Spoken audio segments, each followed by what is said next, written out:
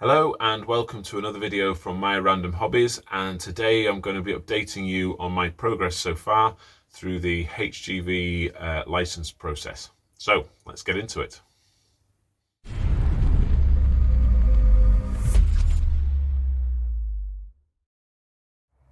Okay, so if you watched my first video in this series, you'll know that I started the process of trying to get my HGV license back in August, and it has taken a long time so far, and we're now in December. It's getting close to Christmas, and I still haven't got even my class 2 license yet. I am doing a back-to-back, and as I mentioned in the previous video, the rules have changed, and you can now go straight from a car license to class 1, which is your articulated vehicles. Essentially what they're doing is they're extending the training time to incorporate what would have been the class 2 training and then the class 1 training. So essentially you're doing the same amount of training, you're just missing out on a test in between. I, however, booked on before all that came in, and I'm still doing my class 2 test. So I'll do my driving tuition and then my test, and then I will book on for my class 1 as well. And hopefully what that means also is in between times I can be doing some work on the class 2 lorries as well. So the last video I did, I had gained my theory qualifications. So I passed what they call module 1, which is your theory test and hazard perception test, and I passed those well. And I had applied for my module 2, which is my CPC module 2.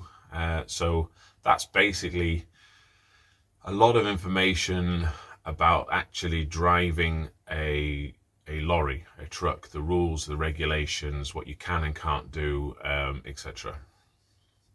And again, that module 2 is a theory-based test. It took nearly a month to get that date through, to secure a date. It was about a month in advance. So I took that on the 1st of December. We're now on the 19th of December, and I was in and out the test center pretty quick. I mean, I practiced. I think I dropped 2 marks on the test, so I was in and out in about a quarter of an hour on the 1st of December. So I immediately got onto my driver training provider and said, I've passed my module 2 now, can you put in for my module 4? So on completion of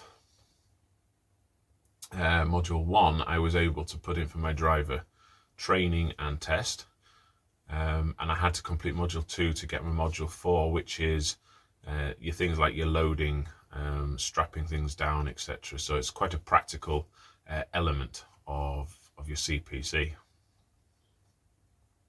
The driver training people that I'm with have been relatively slow, I would say, getting back to me, but I think that's in part due to the changes in the system. They're still trying to figure out what's what. There's still a delay in tests, and I know from the news that those people on the new government scheme that they're trying to push through, what they call fast track, are not going to be ready until the middle of March, beginning of April. So we're talking, I don't know, 5-6 months after this scheme was supposedly brought in to fast track people through the licensing system, and that delay is purely down to the ability to put people through the theory tests, through the driver training, through the actual tests. Of booking these tests, and the availability of these tests seems to be the bit that's holding everyone up.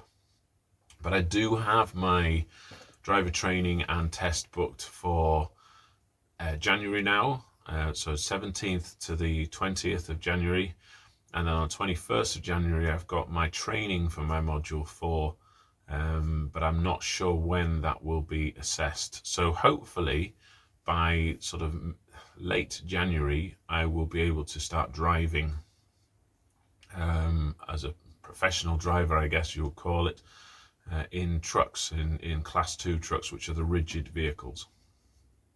It has been a really slow process, and I've now completed the term at school.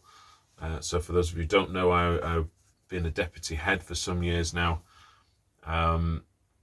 and took the decision to leave the profession just for various reasons. It puts me in a position where I have no work, technically, from now until I pass those tests, and I've got to hope that I pass the practical driving test, which means I'm looking for other work, and I have been looking for van driving work, so smaller vehicles that I'm able to drive on my current license, so that I can gain a bit of experience of driving, but also bring in some money for the family. So that's important too. I'm not going to be one of those people that sits and waits. I have to be doing something, and hopefully I've got something in the pipeline for that, and that may actually then lead to work with trucks as well. So, but I've got to wait and see. There's a couple of factors there, where the location's right, because obviously you've got to travel to these places in the first place to go to work and get home from work, and it's got to be right. You don't want to spend an absolute fortune on petrol or hours of the day spent getting to and from when you're driving all day as well. So there's a lot of factors involved, but I will be hopefully finding out if there's something available come Monday, which, you know, I will update again after that. So that's where I'm at. It's been a long, slow process to get to this point, and anyone thinking of jumping in and going, yep, let's go for my HGV license, be prepared for a slow process at the moment. I'm not saying it's going to remain slow.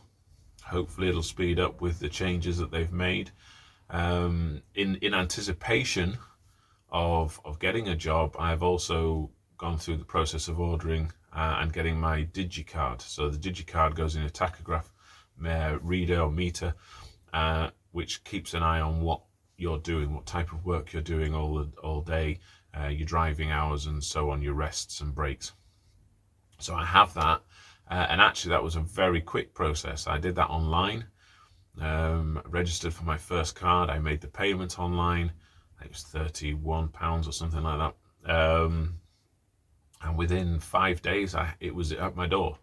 So there are some parts that seem to be working very well, and other parts it's just going to take time.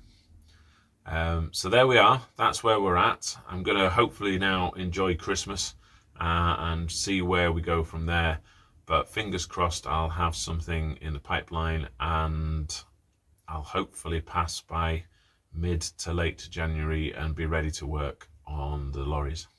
So there we go. Hope you've enjoyed that. Please do like and subscribe. It does help me out. If nothing else, it gives me a warm fuzzy feeling that someone out there is watching. All right, well, take care, Merry Christmas, and I'll see you again soon for another video. Bye for now.